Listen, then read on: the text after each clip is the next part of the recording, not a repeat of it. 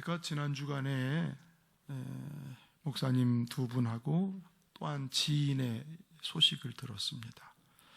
한 분은 개척을 해서 몇 년 열심히 해서 한 4, 5년 열심히 해서 교회가 자립도 하고 안정이 됐는데 갑자기 목소리가 나오지 않아서 성대를 검사했더니 성대부종이라는 병명을 받아서 찬송은 전혀 못 부르고 또 설교도 간신히 전화 목소리도 제가 아주 듣기가 참 불편한 정도로 통화를 했습니다. 수술 받기도 여건이 어려운 제가 경험이 있기 때문에 안타까운 마음이 들었습니다. 또 한 목사님은 목회를 잘 하다가 탈진이 왔어요. 탈진. 교회가 부흥하고 안정되고 든든했는데 거기도 힘들게 하는 사람이 있나 봐요.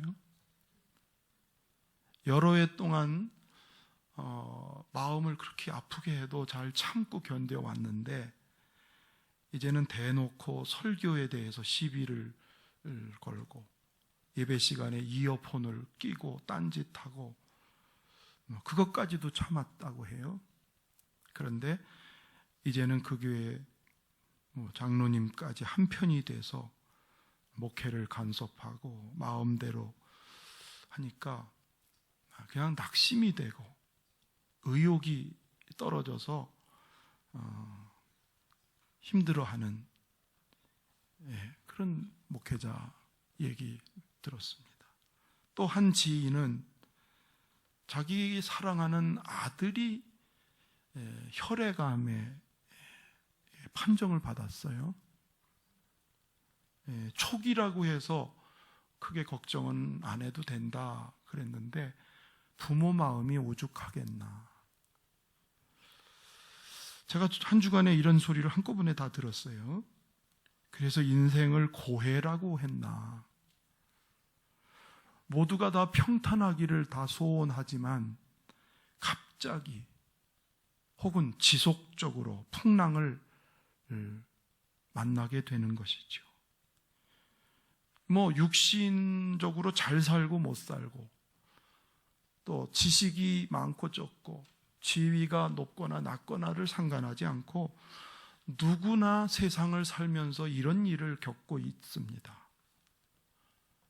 또 이런 풍랑을 만나면 누구든지 낙심이 되고 또 두려운 마음을 갖게 되면서 왜 나한테 이런 일이 있어야 되나?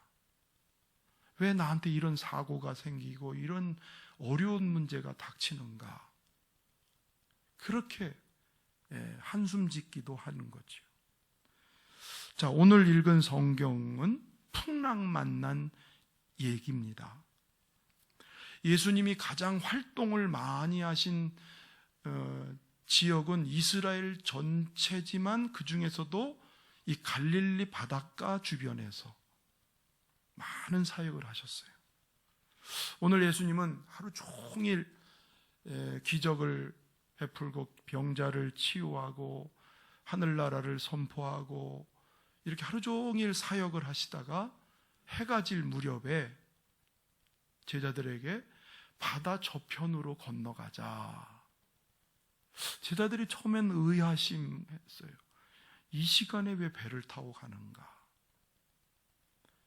그러나 주님이 가자고 하시니까 배를 타고 항해는 시작됐습니다. 35절이 그런 말씀이죠. 그날 저물 때 제자들에게 이르시되 우리가 저편으로 건너가자 하시니 그들이 무리를 떠나 예수를 배에 계신 그대로 모시고 가매 다른 배들도 함께 하더니. 자, 육지에서 떠날 때는 바다가 평온했어요. 조금 나가니까 날씨가 좀 이상해져요. 그러더니 바람이 제법 불기 시작하고 파도가 일어나는 거예요. 배가 요즘처럼 큰 배도 아니니까 얼마나 요동이 쳤을까요? 그러다가 성이 난 바다, 성난 사자 같은 바다, 얼마나 바람이 컸으면 오늘 큰 광풍이라고 썼습니다. 큰 미칠 광자니까 미친 바람이 갑자기 파도가 치면서 바람이 불면서 지체만한 파도가 배를 덮칩니다. 이 배 안에 물이 담기기를 시작하지요. 침몰 직전까지 갑니다. 37절. 큰 광풍이 일어나며 물결이 배에 부딪혀 들어와 배에 가득하게 되었습니다. 자, 날은 어두워졌고요. 이 파도가 딱 내려치니까 정신을 잃어버리죠.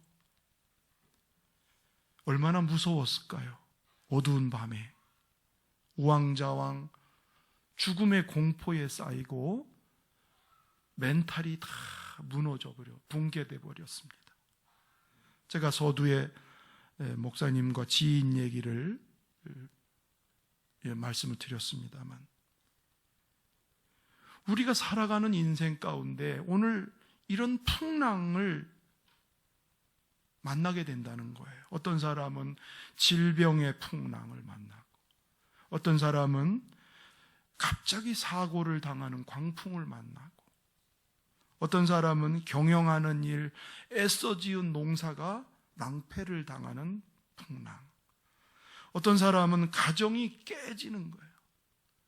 파도가 쳐서 배가 깨트러지듯이 가정이 깨지는 풍랑, 국가도 그렇고 사랑하는 사람을 잃어버리는 풍랑, 사람 관계에서 이가 갈려서 다투고 헤어지는 또 풍랑. 그런가 하면은 설명하기가 또 어려운 거예요. 너무 애매한 풍랑도 있어요. 뭐라고 설명이 안 되는 풍랑. 또 신앙적으로 핍박을 받아서 몸도 마음도 부서지게 되는, 그래서 이런 풍랑들은 대부분이 안 일어났으면 좋겠다. 근데 우리의 현실은 풍랑이 일어나고 있다는 거죠. 도움을 청하기도 어렵고 이성적으로 대처하기도 어려울 만큼 속수무책일 때가 인생 가운데 얼마나 많은지. 예수 믿는 우리는 어떤가요? 오늘 예수님과 함께 있던 제자들에게도 동일한 풍랑이 일어난 것처럼 믿는 사람도 예외가 되지는 않습니다. 성경에 의인이라고 했던 욥, 그가 당한 풍랑은 말로 형용할 수가 없는 풍랑입니다. 풍랑 없는 인생을 살았으면 좋겠어요. 그렇게 살기를 바랍니다. 그렇게 살기를 축원합니다. 하지만 풍랑이 면제된 인생은 아무도 없다는 거예요. 이 세상이 광야 같습니다. 이 세상이 바다와 같습니다. 그러니까 이 현실 속에서 풍랑 없는 세상을 기대할 수는 없다는 거예요. 만일 이런 풍랑을 겪지 않는다면 영원한 하늘나라에 대한 소망을 사람들이 가질까요? 내가 이 땅에 사는 게 낙원이에요. 이 땅에 사는 게 아무 근심 걱정이 없어요. 평안하기만 해요. 그런 사람은 진짜 하나님을 찾을까요? 하나님을 의지할까요? 저 영원한 천국에 대한 그리움과 소망이 있을까요?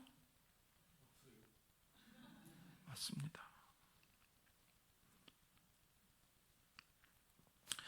이런 찬송이 있어요. 제가 장례식 때 불렀던 건데, 괴로운 인생길 가는 몸이 평안히 쉴 곳이 아주 없네. 걱정과 고생이 어디는 없으리. 돌아갈래 고향 하늘나라. 이 세상 어디든 고생이 있고 걱정이 있고 그게 풍파라는 거예요. 그런데 그것 때문에, 누구나 겪는 이것 때문에 역설적으로 우리는 하나님을 더 찾게 된다는 거죠. 할렐루야. 그렇다면 중요한 게 뭘까요? 이 풍파 많은 세상에서 우리는 어떻게 살아야 되느냐는 거예요. 내 힘으로나 노력만 가지고 이길 수 있을까? 이 풍파를 견딜 수 있을까요? 저는 풍파를 겪었던 두 목사님, 겪고 있는 목사님 한 지인의 얘기를 듣고 중보 기도를 드리다가 오늘 이 성경 본문이 생각났어요. 과연 우리 성도들이 풍랑을 만날 때 어떻게 대처하면 좋을까? 자, 다시 본문으로 들어가면 배를 타신 예수님이 얼마나 피곤하셨는지 주무셨다고 해요. 배에서. 여기 고물이라고 하는 것은 배 맨 뒤편에, 거기에 손님들이 앉을 공간이 있는데 거기에서 예수님이 그냥 잠을 깊이 드신 거예요. 하루 종일 사람들을 만나고 병든 자를 고치고 하나님의 나라를 전파하시고, 그 중엔 또 회방하고 거역하고 대적하는 사람들이 있으니까 때로는 변론도 하시고, 이 육신을 가지신 예수님이 얼마나 고단하셨을까.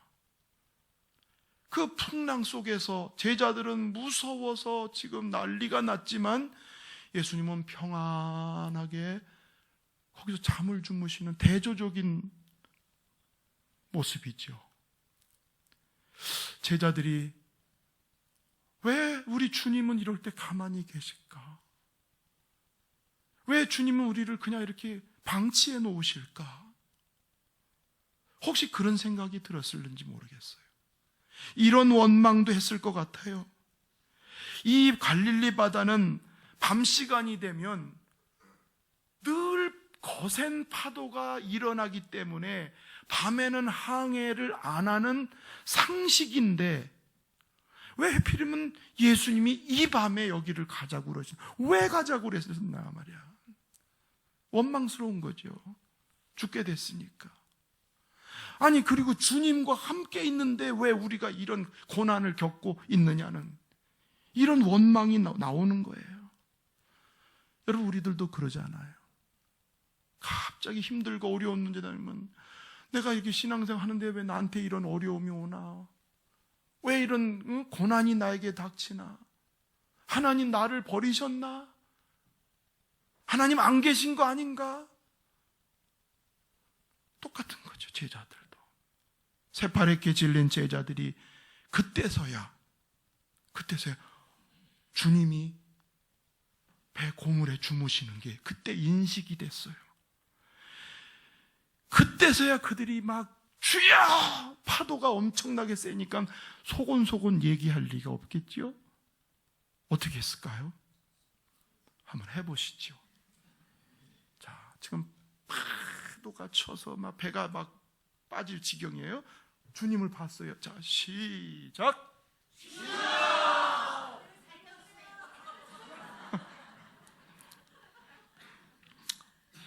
그거보다는 100배 더 세지. 지금 파선지경인데 주무시고 계시면 됩니까? 우리는 다 이렇게 물이 차서 이제 파선돼서 죽게 생겼는데 주님 왜 우리를 안 돌보시는 겁니까? 따지듯이 원망하듯이 소리를 질러대는 거예요. 여러분, 이 부분이 중요한 거예요. 제자들이 주무시던 예수님을 소리질러 깨우는 것, 주님을 목 놓아 찾는, 지금 예수님이 저만치 의식도 안 됐었는데 그분을 풍랑의 중심으로 모셔드리는 거예요.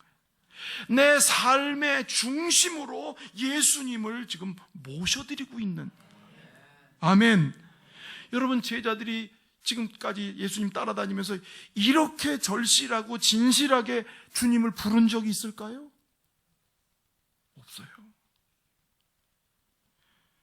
내면에서부터 막 올라오는 그 간절함으로 주님의 손을 막 붙잡는 듯이 이렇게 소리 질러 본 적이 없어요.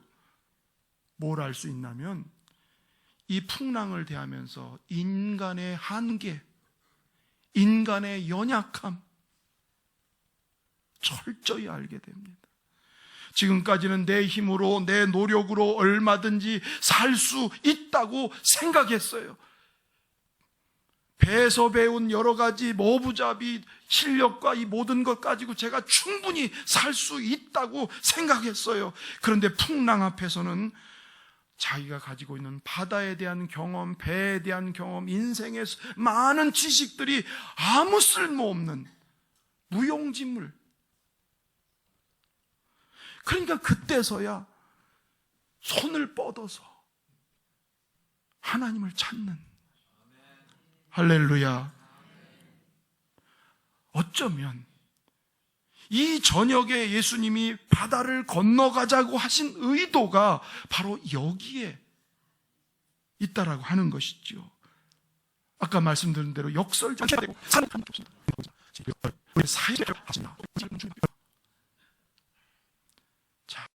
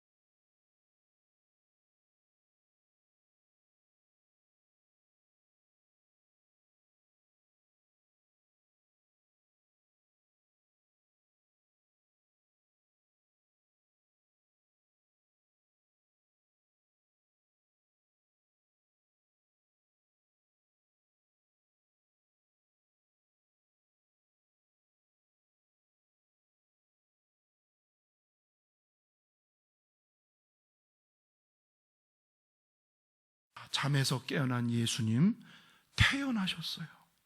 그리고 39절에 이렇게 말씀합니다. 39절 안 나와요 이제 또? 예. 예수께서 깨어 바람을 꾸짖으시며 바다더러 이르시되 잠잠하라 고요하라 하시니 바람이 그치고 아주 잔잔하여 지더라. 그 거센 파도가 예수님의 명령 앞에 순한 양이 되어버렸습니다.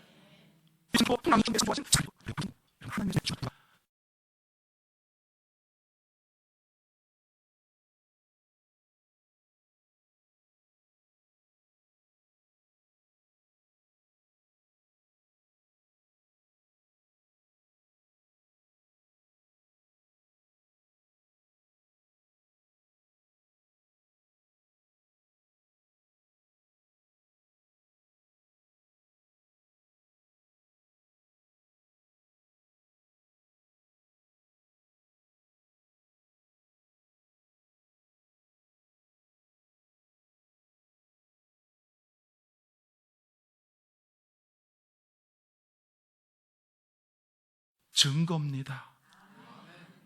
또 저 자신도 증거예요. 4년 전에 우리는 광풍에 의해서 죽었습니다. 죽을 것 같았습니다. 개척 4년 전에. 근데 지금은 어때요? 평안해요. 든든해요. 왜? 주님이 우리 가운데 개입. 그렇습니다. 막을 수 있는 분이 것이 증거하십시오. 아멘. 강을 건널 때 물이 너를 침몰하지 못할 것이며 내가 불 가운데로 지날 때 타지도 아니할 것이요 불꽃이 너를 사르지도 못할.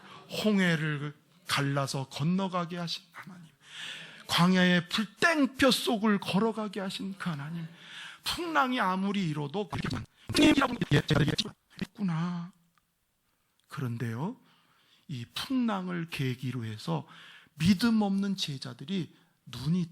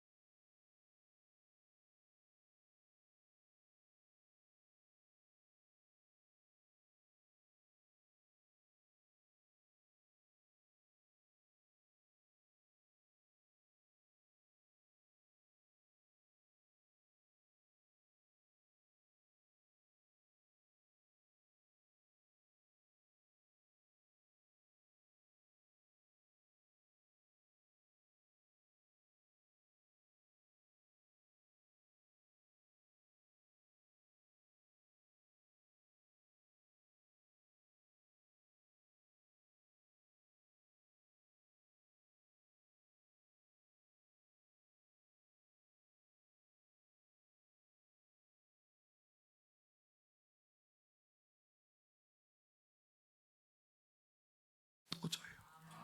41절. 자, 시작. 41절. 서로 말하되 그가 누구이기에 바람과 바다도 순종하는가 하였더라. 예수님에 대한 신적인 존재라는 깨달음을 말하고 있어요. 아멘.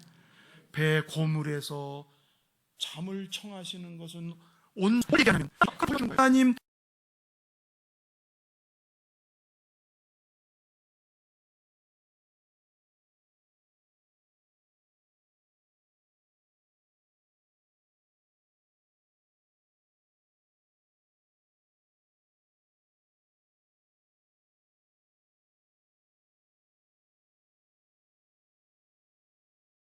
완전하신 인간, 그것만이 구원자가 될 수 있기 때문에 그렇습니다.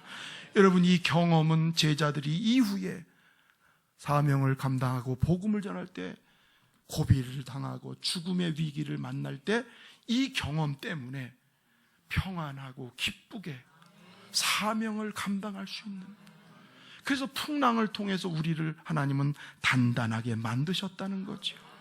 머리로 알거나 피상적으로 알고 있던 주님을 실제적으로 경험해서 그가 누구이기에 바람과 바다도 순종하는가, 저분이 누구시길래 그분의 말에 의해서 바람이 순종하는가. 그래서 제자들은 그때부터 오직 주님께는 순종밖에 없다. 순종밖에 없다. 풍파로 인한 유익이에요. 그래서 시편 119편 71절 시작. 이로 말미암아 내가 주의 율례들을 배우게 되었나이다. 아멘. 그렇습니다. 풍랑을 통해서 우리가 단단해지고 변화되는 거지요. 때로는 주님이 안 계신 것 같아요. 주님이 안 도와주시는 것 같아요. 주님이 나를 버리신 것 같아요. 그렇게 느낄 때가 있습니다. 그런데 여러분, 우리를 위해서 십자가에 죽으시기까지 사랑하는 그 하나님 예수님은 내가 세상 끝날까지 너를 떠나지 않겠다, 내가 너를 혼자 두지 않겠다 약속하셨기 때문에 지금 안 계신 것 같고 안 도와주시는 것 같아도 그분은 내 풍랑 속에 함께 계세요. 저도 풍랑 때 돌아보니까 나 혼자 같더라고요. 너무 외롭고 너무 힘들고.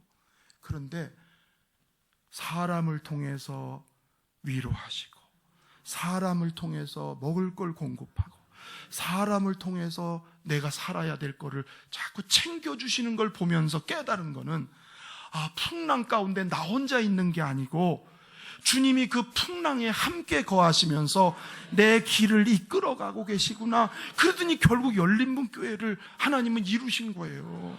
아멘. 그래서 여러분, 이 주님의 사랑이 내 안에 뜨거우면은요, 고난이 있고 풍랑이 있고 어려움을 만나도 로마서 8장 37절에 보면은 이런 말씀이 있어요. 그러나 이 모든 일에 우리를 사랑하시는 이로 말미암아 우리가 넉넉하게 이기느니라. 넉넉하게. 여러분, 그렇게 되길 축원합니다. 그게 기드온 용사예요. 그렇게 이기는 사람이 기드온 용사가 되는 거예요. 우리 교인들이 그렇게 됐으면 좋겠어요. 근데 여러분, 이거는 어디서 왔냐면요, 이 경험, 이 믿음의 경험이 어디서 왔냐면 전심으로 주님을 찾을 때, 그 주님을 피상적이고 지식적으로 알고 성경적으로만 알고 있는 그 하나님이 아니고 실제로 살아계신 하나님, 밖에 세워두신 하나님이 아니고 내 안에 들어오시고 내 삶에 개입하신 그 하나님을 경험하는 사람이 그런 믿음을 가지고 풍파많은 세상을 살아갈 수가 있는 겁니다. 잘 아시는 예레미야 33장 3절에 보십시오. 너는 내게 부르짖으라. 내가 내게 응답하겠고 내가 알지 못하는 크고 은밀한 일을 너에게. 응답도 주시지만 우리가 알지 못했던 것까지 비밀을 알게 해주시는. 아멘. 저는 그래서 그 목사님들 지인의 말을 듣고 기도하겠다고 지금도 기도하고 있어요.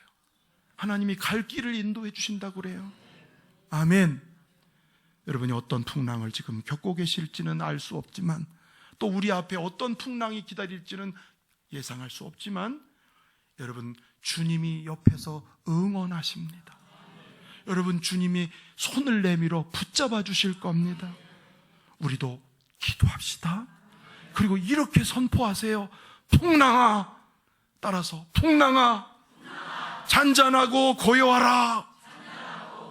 여러분, 풍랑이 닥치면 꼭 그러세요. 예수 이름으로 잔잔하고 고요하라 명령하고 선포하십시오. 그리고 기도하십시오. 주님이 어떻게 일하시는지를 보게 될 겁니다. 여러분, 이 항해를 다 하는 사람, 끝까지 잘 간 사람은 영원한 항구가 있어요. 하늘나라 항구에 도착해요. 그 하늘나라 항구에 현수막이 걸려 있어요. 축! 당신의 항해를 진심으로 축하하고 환영합니다. 예수, 이렇게 써 있단 말이에요. 여러분의 항해를 격려하고 응원하고 기다리고 계시는 그 주님이 여러분을 끌어안으실 거예요. 그 항해를 여러분 기쁘게 지혜롭게 갈 수 있기를 주의 이름으로 축원합니다.